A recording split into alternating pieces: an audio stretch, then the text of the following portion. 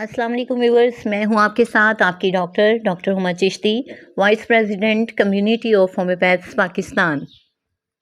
आपकी इंतहाई शुक्रगुजार हूं कि आप चैनल को पसंद कर रहे हैं, वीडियोस को लाइक करते हैं, वॉच करते हैं और इसीलिए आपकी रिक्वेस्ट पे वीडियोस को अपलोड भी किया जाता है।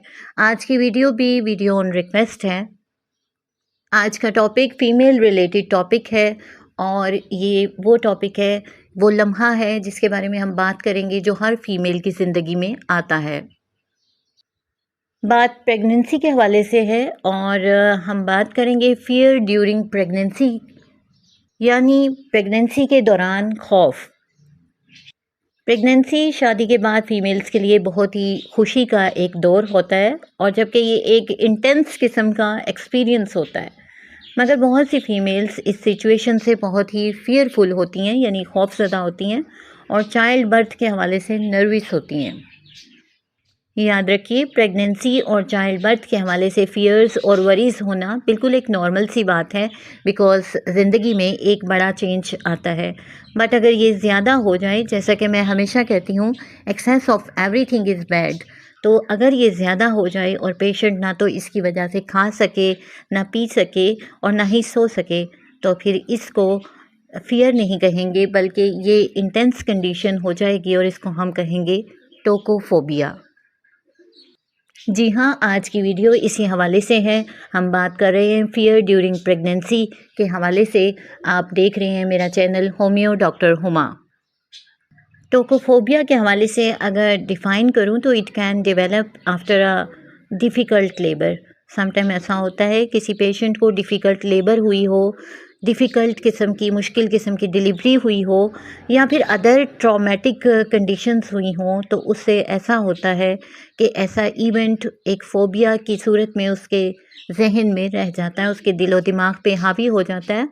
तो याद रखिए, ये फ़ियर यानी टोकोफोबिया का जो फ़ियर है, कभी टीन एज में होता है तो कभी एडल्ट ईयर्स में भी हो सकता है। और जिन फीमेल्स को पास्ट में कोई डिप्रेशन, कोई एंग्ज़ायटी रही हो, तो इसको टोकोफोबिया होने के चांसेस ज़्यादा होते हैं। सबसे इम्पोर्टेंट बात कि हमें कैसे पता चलेगा किसी पेशेंट को टोकोफोबिया है, तो उसकी सिम्पटम्स के हवाले से आपसे बात करती हूँ। देखिए, सबसे पहली बात कि पेशेंट में एंग्ज़ायटी होगा, डिप्रेशन होगा।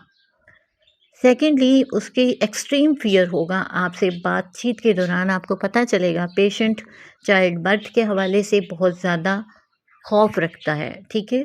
उसमें क्या है कि उसको किस किस्म के खौफ होंगे, बर्थ डिफेक्ट्स के हवाले से, कि कोई डिफेक्ट ना हो जाए बर्थ में, या फिर स्टिल बर्थ ना हो जाए, यानी कहीं रुक ना जाए, जो फ़ीटस की अफ़ज़ाइश ना रुक जाए, या अबॉर्शन नहीं हो जाए, या फिर मैटरनल डेथ नहीं हो जाए। इस तरह की कंडीशन होती हैं।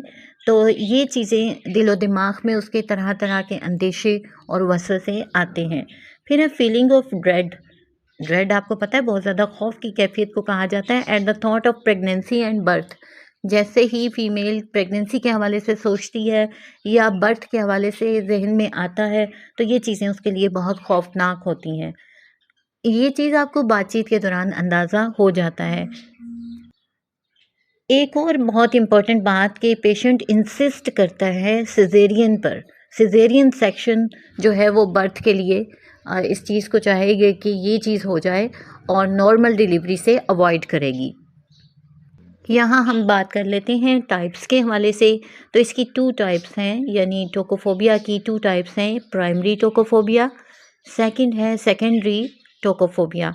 प्राइमरी जो फ़ोबिया है, इसमें क्या होता है कि ये फ़ीमेल्स में होता है, उन फ़ीमेल्स में कि जिनको कभी भी प्रेगनेंसी का एक्सपीरियंस पहले हुआ ही नहीं, उनमें ये खौफ लाज़मी तौर पे होता है।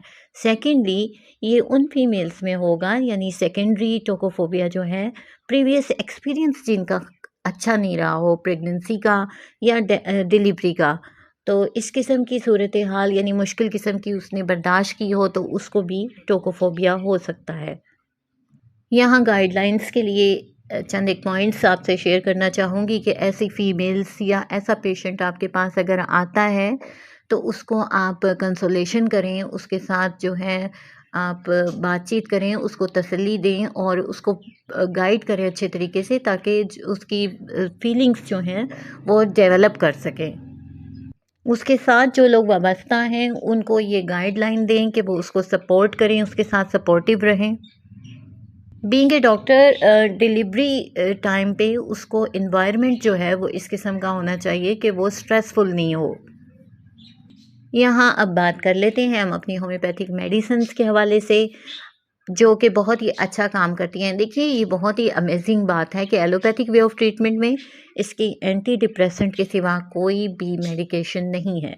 और टोकोफोबिया और डेफ़िनेटली अगर इस किस्म की मेडिकेशन की जाए तो फ़ीटस पे असरअंदाज़ होती है, सेहत पे असरअंदाज़ होती है माँ और बच्चे दोनों की। तो यहाँ होम्योपैथिक में बहुत अच्छी मेडिसिन है जो ये कंडीशन को ठीक कर देती हैं। सबसे पहली मेडिसिन एकोनाइट है। एकोनाइट के हवाले से आपको बताती चलूँ कि जब strong intense feeling of panic attacks हों, ये एक पैनिक अटैक की ऐसी कंडीशन होती है, तो उसमें आप एकोनाइट जब दें तो पेशेंट जो है वो रिलीव कर जाता है। इसी तरह अर्जेंटम नाइट्रिकम हमारी जो मेडिसिन है, अगर एंटीसिपेटरी एंग्जाइटी मौजूद है उसके अंदर और लैक ऑफ कॉन्फिडेंस है, स्पेशली पेशेंट के अंदर ये चीज़ मौजूद होती है कि वो डाउट करता है अपनी एबिलिटीज़ पे कि वो डिलीवर नहीं कर पाएगा, ये चीज़ ठीक है। फिर आर्सेनिक एल्बम हमारी मेडिसिन है जो strong feeling of fear and panic attacks इसमें होते हैं। जलसीमियम को याद रखिए, अगर ड्यू डेट गुजर जाती है तो फिर आप जलसीमियम को याद रखिए, वो नॉर्मल कर देती है केस को। फिर इसी तरह स्टेफी हमारी मेडिसिन है जो एंग्शियस फीलिंग्स अबाउट बर्थ अगर मौजूद हों, डिलीवरी के हवाले से तशवीशनाक किस्म की सूरत हाल और इस किस्म की परेशान कुन फीलिंग्स अगर हैं तो आप ये दें तो पेशेंट ठीक हो जाता है। लाइकोपोडियम की एक बहुत ही इंपॉर्टेंट सिम्टम आपसे शेयर करती चलूँ कि ड्यूरिंग बर्थ एक्सपोज होने से डरता है ये पेशेंट। इसी तरह इग्नेशिया जो मेडिसिन है वह अपकमिंग बर्थ के हवाले से पेशेंट बहुत एंग्शियस होती है। बर्डलिया हमारी एक मेडिसिन है जो anticipatory anxiety about birth, specially इस मकसद के हवाले से अगर एंग्जाइटी मौजूद हो तो पेशेंट को जब हम देते हैं तो वो क्योर कर जाता है। आज के लिए इतना ही। अपना बहुत सा ख्याल रखिए, मुझे दुआओं में याद रखिए और किसी नेक्स्ट टॉपिक तक के लिए इजाज़त दीजिए। अल्लाह हाफ़िज़।